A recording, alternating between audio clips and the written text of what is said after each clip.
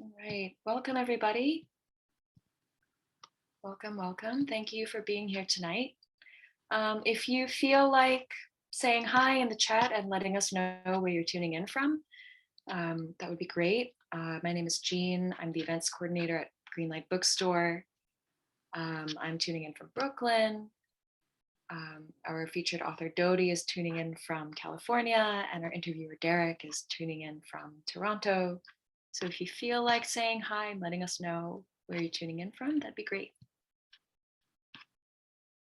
And we'll get started in just a minute.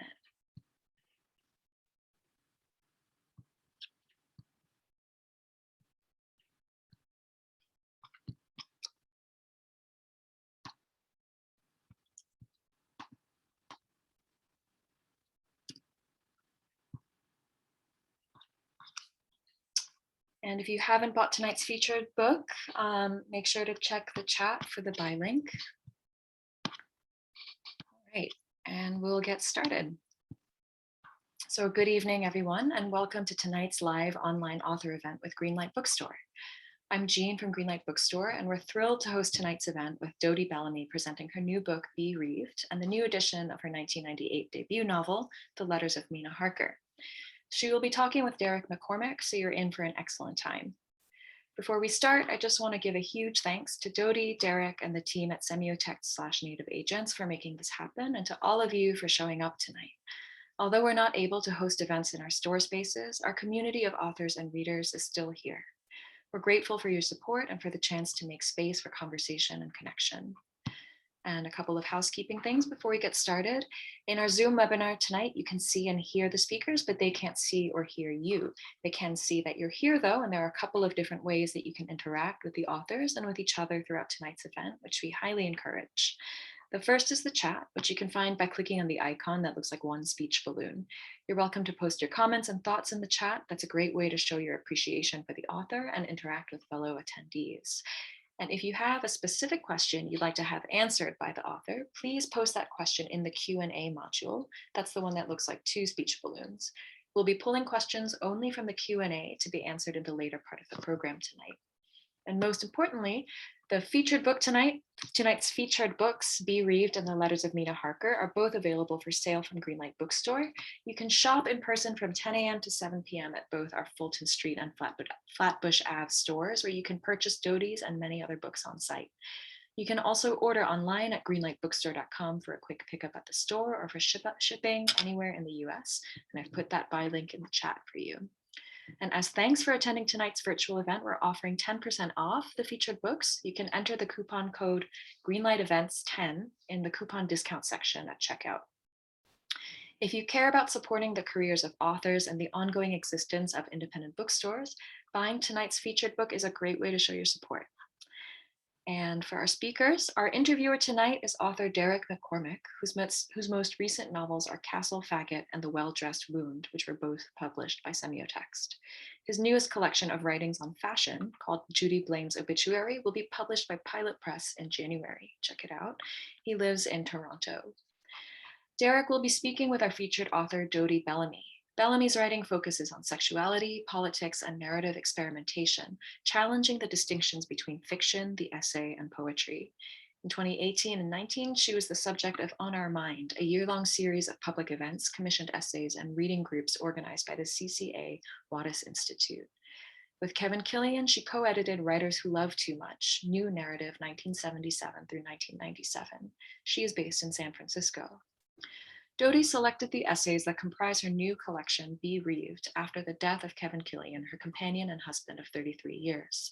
Bee Reaved circles around loss and abandonment, large and small, in pieces written over 3 decades, throughout which the themes consistent within her work emerge with new force and clarity: disenfranchisement, vulgarity, American working class life, aesthetic values, and profound embarrassment.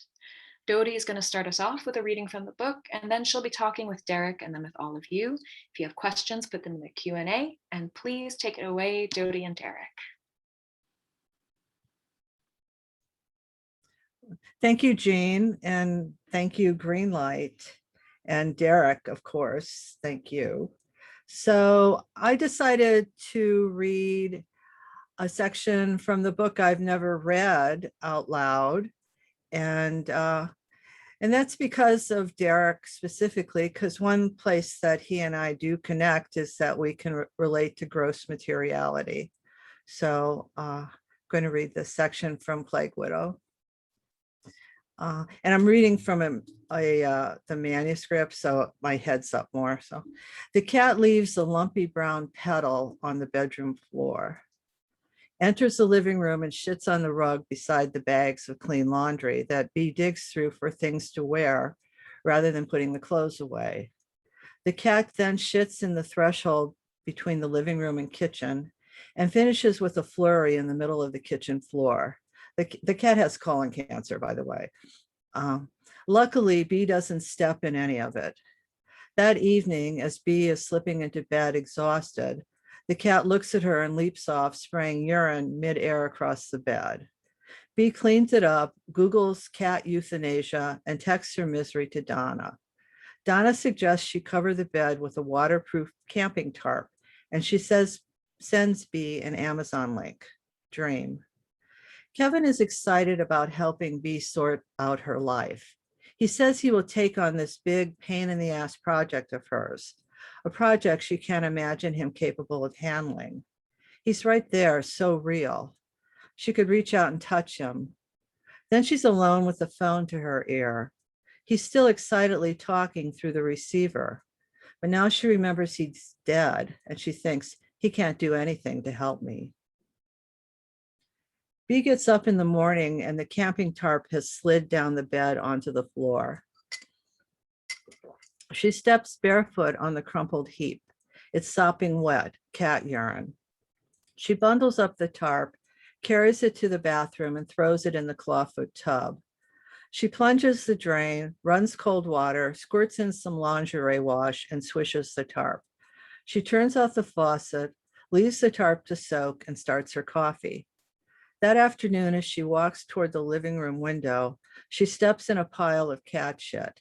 She wipes the remaining shit off the floor with a tissue, sprays the spot with lavender and mint-scented pet stain remover, scrubs it with a paper towel, sprays it again with zero odor, which Donna recommended. Then she flushes the tissue down the toilet and tosses the paper towel in the kitchen trash. She remembers the tarp. She empties the bathtub, shakes as much water off as she can, retrieves 2 lengths of rope, white with red speckles, steps onto the back porch, which is 3 stories up and windy. Bee drapes the tarp over the railing. She threads the ropes through the grommets in each corner of the tarp and ties it to the railing. Stepping back into her home office, she notices a stench and finds shit encrusted on the bottom of her clog. She takes the clog to the clawfoot tub, runs hot water over the sole and scrubs it with a grout brush, sprays it with, quote, natural multi-surface cleaner, scrubs and rinses until all the grooves in the sole are clear. Then she sprays the sole and brush with lemongrass citrus disinfectant. She puts her clog back on and washes her hands the COVID recommended 20 seconds, singing happy birthday twice to mark the time.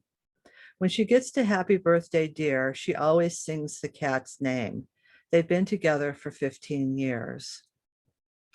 As she sits at her desk writing this piece, she can hear the tarp flapping in the wind. She imagines the sail of an ancient boat, like in a poem by Robert Bly, and her life moving forward over choppy waters towards something or other. She hates Robert Bly, sexist asshole. If she could cancel anybody, it would be Robert Bly.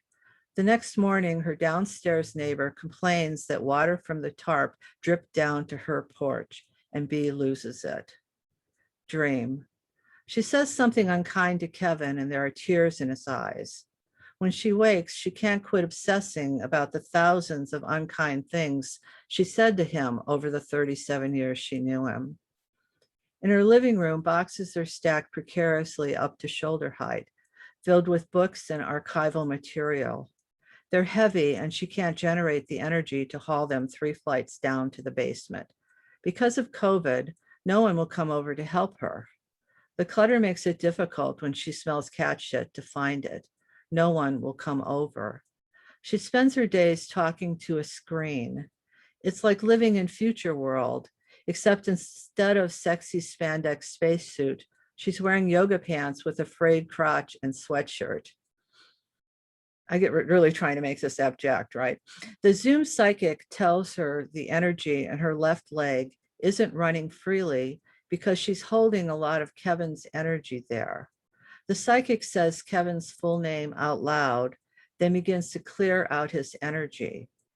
Afterwards, she says that as soon as she said his name, Kevin appeared and she said to him, "You've left your energy in Bee's left leg." And he said, "Yeah, I know." Bee gets up to pee. The bathroom wastebasket is spilling over with empty toilet paper rolls. Flash to childhood, putting a tube to her mouth and going Rudy toot toot. Walking back to the bathroom, she steps barefoot in a small bit of shit, hobbles back to the bathroom, scrubs her foot with a disinfectant wipe, cleans up the splat that remains on the kitchen floor, washes her hands. Then she slathers luxury sanitizer on her hands and feet. The scent of rose geranium and rosemary is divine. Somewhere there's shit, somewhere close, but Bee can't find it. She turns on the flashlight of her iPhone, lies on the floor and looks under the bed. Nothing, but then she sees it. A foot from her head, a huge splash of diarrhea all over the bramble of quartz plugged into the surge suppressor next to the nightstand. It takes her 15 minutes of patient wiping and spritzing to clean it up, all the while fearing electrocution. There are still shit specks wedged in the crevices of the textured USB cables. There's shit and piss all over the place. It's useless. Bee is barely able to manage a shower, to organize, take her clothes to the wash and fold, feed herself, get anything done. She found herself bragging to Donna that she changes her underpants every day. She feels old and irrelevant as the characters in the final episode of the French TV series A French Village. For 5 seasons, their town was occupied by Nazis. Life as they knew it was over. They were doing their best, and then comes the liberation, and they're condemned as collaborators. They walk through a France they no longer recognize, wearing really bad old people makeup. That's how aging feels to Bee, like she's a young person trapped beneath sagging prosthetics. TV assures her that dying never means the end. Through the pornography of flashbacks, Marcel is no longer executed by a German firing squad. Marie is no longer lynched in the town square, her body left hanging in the tree as a warning to other mouthy women. When they were alive, Bee would huff at how irritating Marcel and Marie could be. But when they return from the dead, her love for them is unstoppable. It's been over a year, and Kevin's ashes remain on the floor of the living room closet in the package they arrived in unopened. So I'm going to stop there. So thank you all for listening. Hi, Derek. Hi, Dodie. Thank you for that. Did that feel like a suitable tribute? I have to say I was chuckling here. When they said gross, when Dodie said gross materiality, she said Derek and Dodie share a love of shit or writing about shit. Your description of the apartment, that's what my apartment's like, except I'm the one shitting and cleaning it up. So it's less fun. Yeah. If that's possible. I loved your line about singing happy birthday. I got to do that. When I clean up, I'll be like a clown on a kid's show, singing happy birthday over and over and over and over again. And you have all those kind of clown figurines behind you. I do. I have the ones you knock down, and then I have some the ones you win when you knock them down. And I always put this in my background because I think, oh my gosh, if people are really bored of me, they have a lot to look at. Yeah, I love that piece. I have to say, up until the ashes, I was chuckling, and I sort of wish I had my mic on so you could hear me chuckling. There's another story in Bee Reaved that when you go to Bed Bath and Beyond. Oh yeah, yeah. They're so close to home and near the bone, and basically you're trying to get shit off you, and it just gets worse and worse and worse the more you try to get it off. Yeah. So I want to hold up your book. Hello, everyone. Thanks for coming. We're talking about, Dodie has 2 books out. This is Bereaved, the new collection, and the reprint of the Letters of Mina Harker, which I know was technically around for a while, but very, very hard to get. So now it's very easy to get and people can read it. It's a real masterpiece. I love the cover here, I have to say, the Greer Langton. What appealed to you about that? It wasn't my idea, it was Hetty's, but remember you said that since you worked in a bookstore, you knew that that book would sell from your expertise. I mean, I'm also a Greer Langton fan. I think everything works together. I love the title, which is like a cousin of misbehaving. And I love that it sort of looked like Betty Davis to me when I first saw it, when you showed me, who's another big B. You know, a name that starts to be. And then also I read the story of this doll, Aunt Ruth. Did you read the story of Greer Langton? So this doll Greer Langton made after her Aunt Ruth, who killed herself by stabbing herself with a crucifix when she found out her son was gay. That's intense. It's so intense. It's quite a story, although so much about Greer Langton's life was so intense. So, you know, I was taken aback. I wonder if that story is apocryphal. Really, I read that. Her husband talked about that in an interview years later. So I want to talk about I want to talk about Bereaved for sure.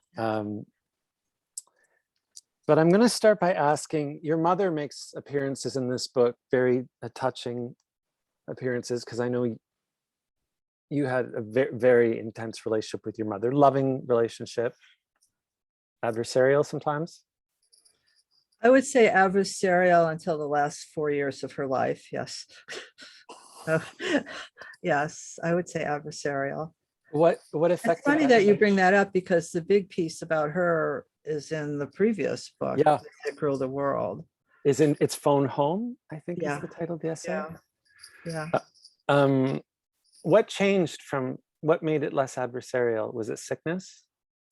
Well, basically she didn't have anybody left. So I was the only, I had to wait till there was nobody else left. And also she converted to Lutheranism, and which, like I say, in Indiana is a liberal Right. version of religion, and it actually made her a much nicer person. It did all the things, the good things that Christianity are supposed to do, and none of the bad things. So I was raised a Lutheran, so oh no, the preacher, forget it. Like the war metaphors. Like I went to church with her one time and I was just like going insane. It was just, you know, it was really against any other point of view, you know, overtly, like bringing it up and saying, some people think there are many ways to God. No, you know. I actually want to mention it because you, in the first essay, you talk about collecting, hoarding, displaying, and you mention your mother's glass clowns. Yeah. Oh, I'm so. That's the only one that's left. I got rid of the rest of them. Okay. This is her first one she had. She couldn't understand why I wanted it because its head broke off and was glued back on, but it was because it was the first one she got, you know. And so that's kind of like Murano glass, like yeah. And I know you grew up working class. When did her collection start of those clowns? Like how did I think it started in the 60s. They were around, this is all like union labor. So they had enough money to buy junk like that and put it in little cabinets. How many did she buy? Do you know? Well, she didn't, I think she bought like one and then everything else becomes gifted. And there's that one part where she's really upset that somehow because of this, it became known that she was into clowns, but she wasn't. Right, So right. she ended up like all these like clowns, people gave them to her. And of course, in my grief, when I had to go back to Indiana in the dead of winter, and I packed up what I was going to take here and shipped it. And I took all the photos and all the clowns. And so I had all these clowns all over the apartment, and I was teaching the writing workshop in my living room. And so we actually, I think it's on YouTube. What we did is that there was the giving away of the clowns to the workshop, and the people in the workshop took the clowns and we taped it. It's on YouTube. So my students have the clowns. I mean, some of them I still have because they wouldn't take some of them. But. I think that's, I'm quite jealous that they have those.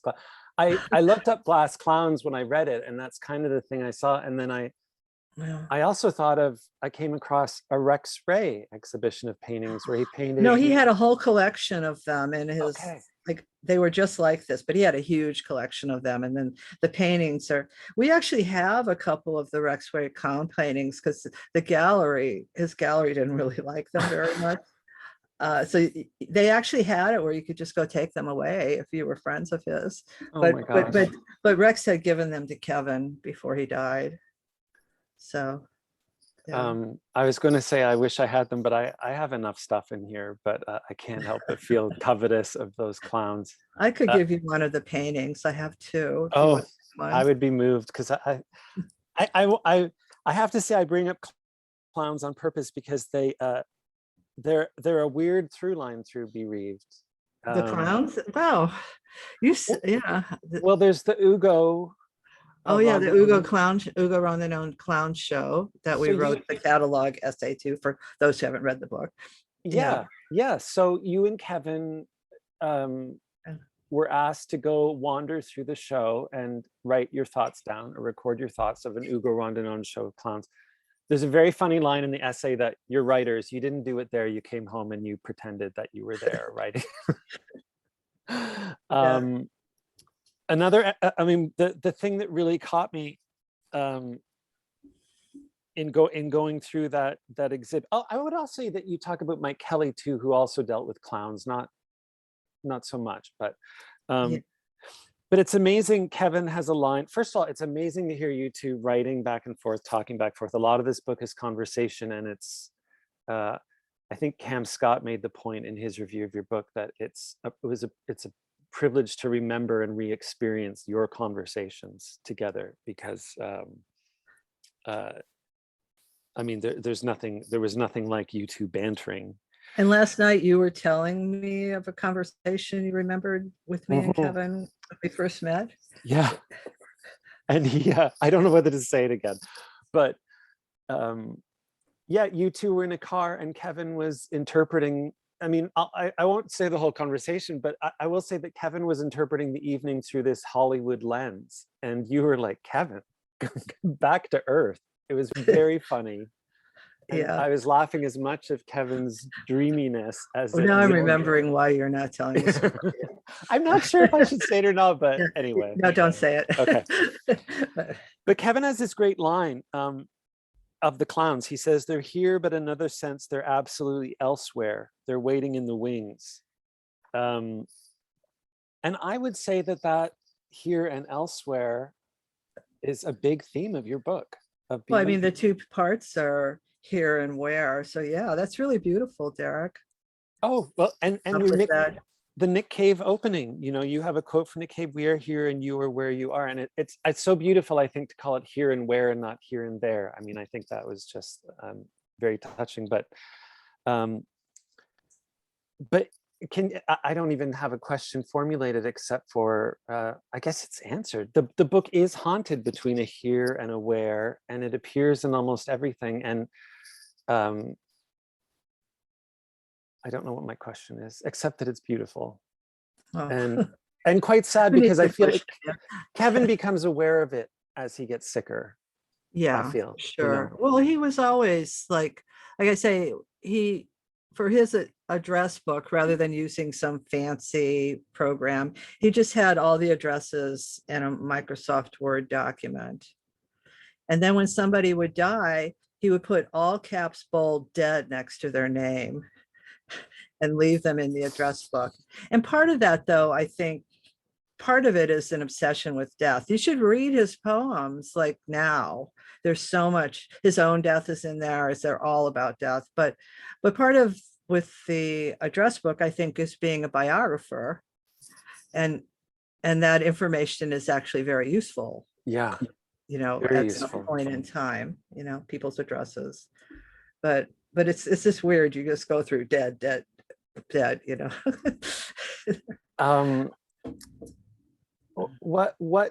I mean, I've read the poems and I have to reread them.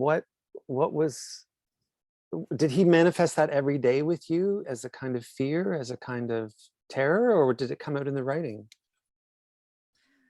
No, he didn't talk about the terror of death very often, but, you know, like, he was just like the Oscars, you know, the in memoriam part of the Oscars was his favorite part. He would sit there and cry and then, you know, list all the people that they didn't put in afterwards, you know. But no, it was just it was always something that was, you know, like one of the criticisms of, like, at least American culture is that death is this big secret and it's hidden. But for him, it was not hidden. It was just a part of life. And he didn't seem to be afraid to incorporate that into his daily life, the concern for it. Yeah, that's it's interesting now that I think about it, about his one of the ways he thought about death was in getting autographs, objects. There's a story I loved in Bee Reaved is about when John Wieners came for the last time to San Francisco, the poet, and he wanted I can't remember the term, a stomach. A digestive aid. A digestive aid, and it turned out to be rainbow lifesavers. And you got 2 packs, and Kevin kept his while it deteriorated. Maybe it went into the archive, he said. I think it's still around. Or I thought that was beautiful too, because again, the colors of those lifesavers are, to me, very clownish, and you talk about rainbows as well, about this in the Ugo Rondinone show. I was very touched by a passage when you talk about Kevin's cancer and what maybe it was doing to him, and that towards the end of his life, he was performing in a cartoonish way. He would come home and be bigger than life. Yeah. Did that scare you? Did you think that was well, it was very disturbing, and it's also something that people that didn't know him for a long time couldn't see, right? You know, no, it was, but it also reminded me, I remember one time in my workshop, this woman had gone to a protest march in the, you know, with the Occupy Oakland. And she came to the class, and it was almost, she had so much adrenaline running through her. It was almost like in a horror vampire movie after the vampire has fed. And so he would come home, and he would have that same kind of adrenaline that was running through him. Right. And, you know, and I felt like, I give it up. I'm not going to compete with that, right? This is not going to happen. You know? Well, I mean, I always remember Kevin. Yeah, he was a great performer on stage and off stage. But something I remember about him is when you'd meet him maybe for breakfast or we'd meet for lunch the next day, he could be very quiet, actually disarmingly quiet. Yeah. You know, that you would sit down and expect to be entertained, but he might not be on. You know. Yeah. Which only makes sense because you can't do that forever. Or maybe John Waters can. I don't know. He's one of the few. No, but he ended up learning how to really listen to people and take care of them. After being with me, I would watch him with women in distress, and he was so good with them. He had so much practice. It was really funny. So I want to get back to you in the writing. I know people have been, the book opens with an essay about hoarding versus collecting and display. Um, there's a couple of things I want to say. One, it's more than that. You talk about your body as a hoarding of molecules, basically. Yeah, or all those bacteria that are in there. Yeah. And viruses that we're, and that Yeah. you're, you still have your mother's molecules. You still have the molecules of everything that you've come in contact with. Yeah. Yeah. And so that goes back to this ongoing theme of boundaries and where do I end and the world begins, and which I see is more than just interesting. It's kind of the site of horror, right? It is, yeah. Becomes this intense, like it can be very scary, right? Yeah. If you think about it too much. Well, and I think medical conditions make us think about those things too. No. That's when I had my drug flashbacks for 5 years that this became very poignant to me. Yeah, because we, our diseases become us, our medicines become us, we them. But one thing I have to say too is that I think, well, first of all, I think you're a great poet of the color pink. And in this book, pink comes up as Really? a whole. Yeah, I mean, I love the way you look at this. This is this is not something I'm aware of. Oh, you're just picking up all my little ticks. I don't know if they're ticks or things that thrill me.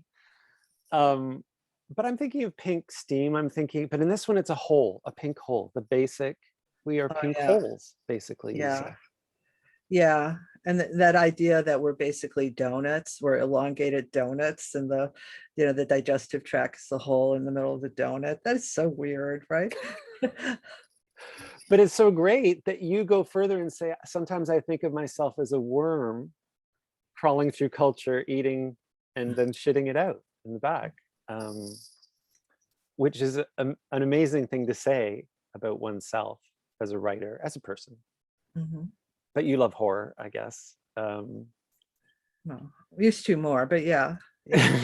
Oh, okay. Has it lessened? Yeah, I think so. I think the horror movies now maybe are too intense for me, or they're too kind of, I don't know. They're harder to keep distance. I mean, the horror movies that I write about in Mina, I force myself not to have distance from them. But I think a lot of modern horror films, it's impossible to have distance from them. Okay. And it kind of, and since Kevin died, I haven't watched many horror films. Would he watch them with you? Was that a thing you would do?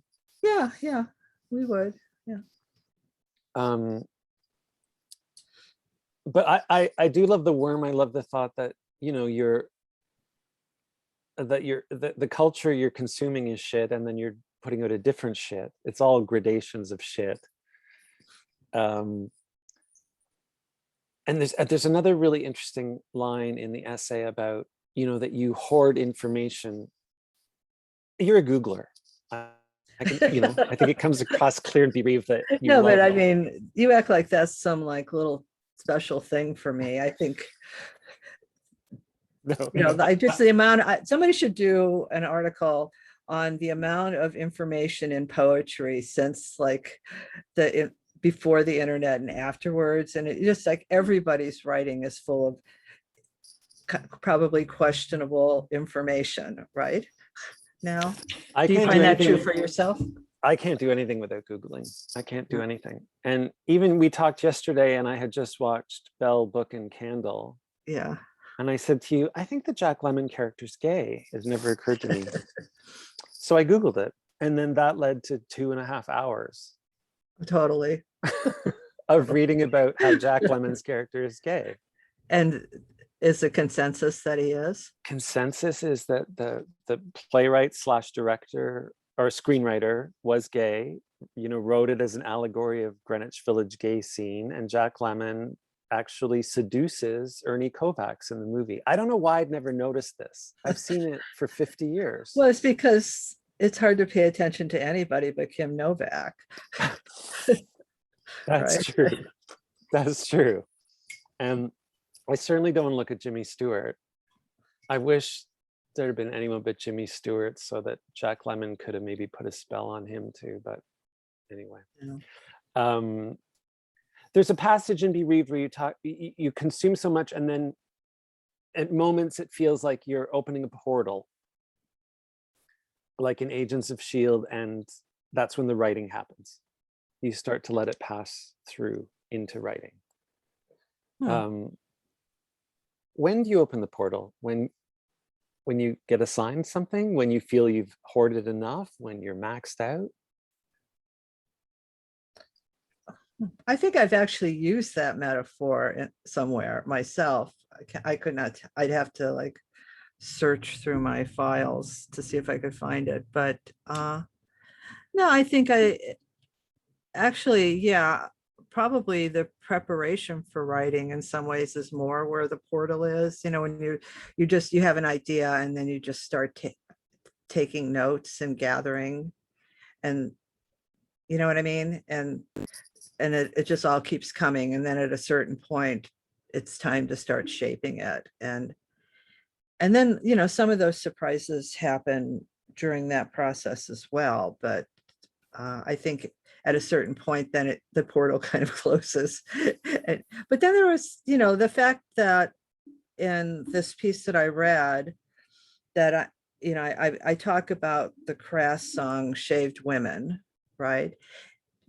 Forgetting that there was a shaved woman scene in a French village. And then it just like struck me. And I'm like, now, what kind of coincidence is that I was already writing about a French village, didn't remember that scene, but then, yeah, I was writing about French village first. And then the assignment for that piece was to write about punk. So I wrote about the Shaved Women song because it was so captivating to me. But that just seemed like magical, right? Yeah, it is. I mean, I can't predict those moments myself. I love when they happen. I also love, No. I love that I can think of something I like, Google it, and Google will actually make connections between other things I love. It'll say, you know, even if they're so minor and only one person mentions them on their blog in 1994. I love those links, whether they're solid or not, you know. Totally. I think the other thing you say in Bereaved is that, you know, that one of the great aspects of writing is the hoarding and the portal and the excess of stuff we have, and that a problem with maybe, let's say, some writing program writing is that it all gets shaved away. Does that sound right to you? Can you say it again? Oh yeah, no, I was just that you talk about. I can't do this multitasking thing where we're talking about the Q&A ending and the questions and listen to you at the same time. So Oh, I'm no just problem. ignore that. Okay. I think, yeah, I'll stop in a bit. No, she said 8 minutes or so. Oh, okay. It's not funny. I've totally blocked everything else out. Well, but it's good because you could listen to me then. So could you say it again? Yeah, of course. So you talk about one of the great things of opening up of the hoarding of the material of writing is the excess, the how much there is, and that maybe a problem with some writing school writing is that it all gets shaved away, it all gets carved away. It's yeah. Do you think everyone starts in a state of excess and then gets pared down? I would not ever make a statement like that. I think that there's lots of different ways to write. And I would say that Kevin would just write, you know, like, and, you know, like edit along the way. Whereas I have to write like 2 or 3 times at least as much than what gets in the piece. And I've heard other writers say that as well, but I don't think there's any one way. I mean, some people can just kind of move forward through it. I can't write even the pieces that I write that are the most linear and in their final state were written in a state of total chaos. So I'm not, you know, you should have seen me I used to do book reviews regularly. It was just sick. It would just take me so long and it wasn't worth the effort Yeah. to do that. So I have to be careful about what I take on, because I can't just churn things out. Yeah, it's a huge expenditure of energy, and those magical connections that we save up, for me, my ideas are always so much better than my writing, that I treasure the time of holding the ideas. But your writing has a much more spare surface than mine. You must cut a lot out. I do cut a lot out, but part of me, I've always thought of myself as a maximalist, in that the things I leave in are so useless to other people. They're so the facts, the moods, the emotions are so preposterous that anyone else would have cut them out. So I am cutting it down and leaving the crap. Wow. Okay, so I can see a resonance there with us, because obviously I like to leave in stuff that should be removed, like what I just read, right? No, that was amazing. But I think that the cat shit is very much just cat shit, but it also can help become a metaphor for everything else that she's going through, right? Yeah, It represents decay and death and isolation and overwhelm, and also that terrible, when you're grief stricken, when you're tired, that the lines about I know there's shit here somewhere and I can't find it, that just frustration of losing things, of not being able to concentrate. It captures that for me. I also think in Bereaved it's quite moving, because the chapters about Kevin are wrenching. But the way you write from grief, and then you will focus on a little fact you found out, like women strengthening their nails at the turn of the last century with gelatin. To me, in my mind, that's a bit how I am in grief, in that Google is I love when I've had a couple of years of loss and losing my parents, and that's what I love about Google, is that it's a distraction. That rabbit hole, I really need that rabbit hole, and I need it to go further. And reading your essays, you hit a moment like that, and you even question when is it too much to know? Like, what is too much to know? But I love those moments, because they're moments maybe where you weren't thinking about grief as much, yeah. So then the writing becomes that mind, that grieving mind. And then I become part of it as the reader. We all do. So that's another reason you should read this book, is because it's Yeah. Because no, go on. Why? No, I was just going to say, because you're with you in your grief, and it also reminds you of how our brains work. I mean, my brain works like that. And also, when you were saying that, it's sort of like, okay, when you're in grief, you're in a state that's of absolute utter meaninglessness, right? Yeah. And so that searching is, in a way, you're like searching for meaning, right?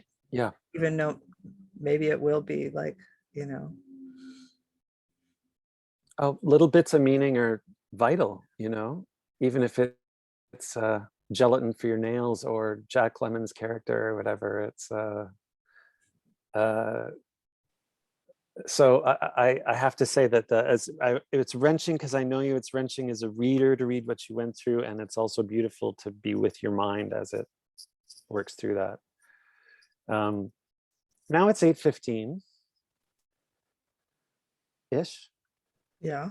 And I guess we're going to open the floor up. So I hope people will have questions for you. Hello. Hi. Hi. We've just got one question from the chat and one question in the Q&A. So sure, as we're speaking, if anyone else has anything else to ask, please do, whether it's about Bereaved or Mina Harker or Derek's work, really anything under the sun. Clearly our featured speakers have a really deep rapport and a lot of cultural touch points to offer. So we had a question from Melissa in the chat, which is, I guess, more of a sort of behind the scenes question, which is, how do Derek and Dodie know each other? They seem very comfortable together. I'm also curious.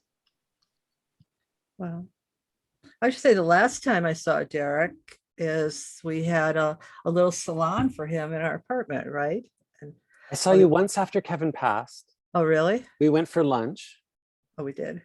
but that's okay. And the time before that was one of the greatest nights of my life. Yeah, you had like a little salon, and I got to read from The Well-Dressed Wound, and you invited people, and was really, it was magical for me. I mean, it was, Vincent was there, and actually I met a ton of people there. I think we met, I will say we met 20 years ago. We met late September, early October 2001. see, I have no concept of time. You're talking about the conference, right? The Prozacs, yeah, which I remember 9/11 had happened. It was in Buffalo. They had a writing conference, and they brought in all the new narrative people and Mary Gateskill, and they just brought in all these people for, with hardly any funding. And so, yes, so Derek came to Buffalo. Yeah, and Jason and I drove down. we had dinner. Yeah, and and a lot of readings. Dennis was there, Kevin, Lawrence Eileen Braithwaite was Miles. there. It was a great conference. Yeah, I came up with the title. Did you really? Yeah, Prozac was really big back then, so I came up with the title Prozacs. Yeah, I did. Oh, I love it. I remember one afternoon you said, people were rehearsing Kevin's play, and he said, I want to go shopping for clothes. And you went, and I so wanted to go with you, but I was too shy to ask because I love shopping for clothes.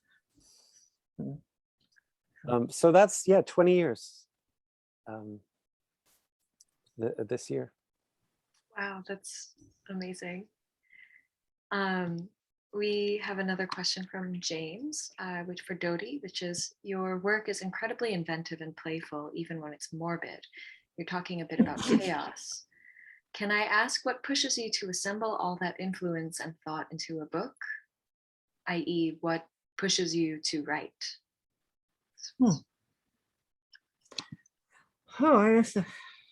I don't know. I mean, after Kevin died, it was a way to grieve, or to deal with the grief, or to kind of process it, especially, to deal with I had all this time alone, right? So that's the one thing you need to write, is time alone. So I don't know why I write, but the world doesn't feel kind of meaningful or worth being in if I don't do it. How about you, Derek? That's a good question. I used to ask myself that, but now I know I'm just going to write. So I don't think about why. I often think about quitting. I often think about writing different ways, writing different things. But at my age, I've realized I know I'm going to do it. There's no point kidding myself. Yeah. How does it feel to be in the book, Derek? Like, you're in Bereaved. I say almost everyone I've ever met is in Bereaved, but well, I was really thrilled to be in it, to be honest. And I was listening with my sister in a car when your interview with Chris Kraus, and you read from the part about my cancer treatment. And it was which I also Googled, which I never have. I didn't want to know what I was getting into. I actually thought in the book, I mean, I'm not saying, I talk about connections that just happen in a book. You talked about my surgery, which meant opening my abdomen, putting chemo in, heating it, and swirling it. And there was a passage in Bereaved about how your memory of developing photos in a chemical bath. And I thought, I'm the chemical bath. Like, I basically had a developing bath in my stomach. And I thought of you. I tried to figure out how that would work metaphorically. It didn't really, but that's really interesting. I was grateful for that weird connection, because again, I love that. And I think you're very great at making those connections, or at least allowing them space so that the reader can make them. I would definitely agree. We have a sort of, I guess this is a sort of piggyback on that question. intentionally or not. This was from Flint. Derek, how has Dodie's work affected you? And Dodie, how has Derek's work affected you as writers? Oh, Dodie's work. I mean, you have to understand, when Jason and I drove down to Buffalo to Prozac's, we were meeting our heroes. You know, there were a lot of our heroes there together. And we went to a restaurant beforehand, and people from the conference were coming in, Bob Gluck and Dennis. We're like, that's that. It's like we were watching, it's like we were back, what is that? Sort of Backdoor Johnnies? Is that the stage name? We were just huge fans. And I had read Mina Harker. I had read everything I could get my hands on. I always have of Dodie's, and always moved by the intelligence. And you know, Kevin told me, and I think he told a lot of people, he knew two geniuses in his life, Dodie and Dennis. And I always took that very seriously. You know, those are. And toward the end, he added Elijah Berger. Oh, he did. Right. Elijah. Okay. But yeah, I mean, even at that Prozac's, I remember Dodie reading, and it was very intense and smart. And at some point you broke into this musical sound, just like boo doo doo doo doo doo doo doo doo in the line. And Dennis said to me, "This is crazy," but we were so. It was amazing. It was amazing. And so I can't imagine me doing that. Doesn't sound like me. I might, you know, I'm probably hyping it up a bit, but I do remember a moment where the language just became like musical, and it was great. It's great. I guess my point is, I remember. I mean, it's always meant a lot, and I remember it. You know. Yeah. Yeah.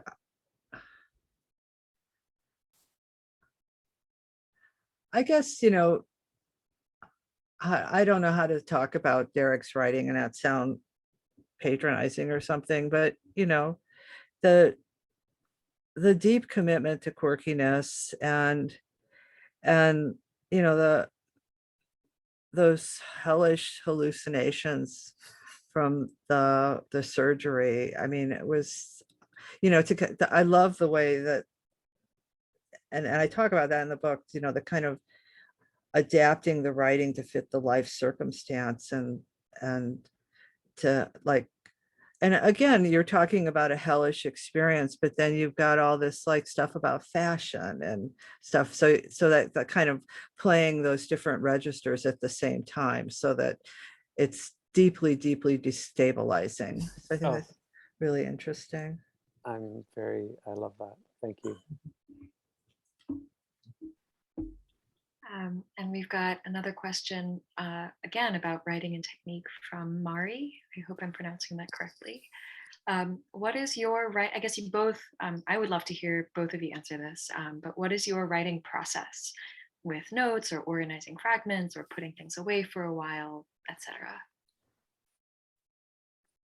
I just like take notes in my journal forever. Sometimes I'll have to go through several of them, and then I type them up, and then I start shaping them and continue writing in the journal and typing them up. And then at a certain point, the journal goes away. I know for this book, it was really weird. And it's an experience that I never had one quite like it, but I would wake up from a dead sleep and there would be paragraphs in my head. And I would just grab the journal and write them down, kind of half asleep. So if a lot of the book felt kind of dictated, like I really was channeling Jack Spicer, you know, with his dictation. And then, you know, just there's obsessive editing and arranging. And what about you, Derek? I have to say, in Bereaved, I got a sense of I really admired your note taking. I decided some years ago, before I got sick, that I used to keep lines. I always wrote down lines. And then I thought, I'm not going to write them down. If I remember them, they're good. If I forget them, they weren't good. But as I've gotten older and after surgery, I forget every fucking thing. So that litmus test is shit now. I can't do that. I have to write everything down. And unfortunately, fewer things come to me now. But Yeah. I'm with Dodie on the obsessive editing, right? I mean, I have to write chronologically. My books are very narrative in a way, and I have to start at the beginning and I have to end, and I can't skip sections. And so I can stay on this, like, I can stay on the same page for 6, 8, 10 months in the same sentence until I crack it. And I'm really tired of working like that, but I haven't figured out a way not to do it. But as I said, my favorite part of writing is really getting a spark or an idea and carrying it around with me and letting it, convincing myself that this is it. This is going to be the easy book. This is going to be the easy part. This is going to flow. And then when I get down to it, it's just sweat. Yeah, and hours. I was watching a YouTube video last night where they were talking about how reading is a trance state. See, but it sounds from what you're talking is that writing is also a sort of trance state. I would agree with that. Yeah, I would agree with that. For me, reading is less a trance state because I can be loving a book and read 3 pages and close it and be so happy that I have those 3 pages in my brain. I don't need more pages. Wow. I mean, I'll go back to it, but I don't sit and read for hours, but I sit and stare at the next sentence for hours. I take it you're not like that exactly. No, I don't have any particular. I was just thinking when I was like an undergrad in comparative literature taught by these rigid Germans, that, speed reading was in fashion. And that was like, to them, the worst possible thing in existence, speed reading. It was always very much about like, you should read really, really slowly and think about it. So, and yeah, I hate to, sometimes when I assign things for classes and don't give myself enough time to prepare, just like the students are, I have to read quickly, and I really, really hate it. I really like to read slowly. Right. So I used to love at the back of comic books, it said you could send away for a book that would teach you to speed read. And I always wanted to do that, and I never did. no. So what if our brains have bigger capacities? So what, Yeah. I never, I go through very weird periods of how much I read, what I read, how much I write, but I never question them. I just let it flow, and I know that it's going to change in 4 or 5 months. It always does. I roll with it. Yeah. Do we have time for one more question? Yeah. Sure. Capacity. So this question comes from Griff, and it's for Dodie. Appreciating your writing on the fur altern, what working class artists and writers do you find the experience of being wolves in sheep's clothing reflected in these days? And maybe you can talk a little bit about that concept, if you don't mind. That's so funny because that's not even in the book. It's like it was a failed essay. Well, I think one of the obvious people would be like Bonnell Koppel, because she writes a lot about feralness and the monster and kind of the othering, and there's something, I think for women in particular, like trying to maintain some spirit of wildness is always a bit uphill battle, right? There's this so I don't know if I answered the question. It seemed like a much more complicated question than my answer. I think Van Koppel is a great example. And that's about time. I'm sorry, it looks like there's maybe a question or two that we weren't able to get to, but thank you so much, Derek and Dodie, for letting us listen in on your amazing dynamic tonight. If you haven't already, audience, please make sure to get your copies of Bee Reaved at the Letters of Mina Harker. Thank you all for tuning in. And Thank you. have a wonderful evening. Thank you, Dodie. Bye-bye. Thank you, Derek. Talk to you soon. Okay. Good night. Bye.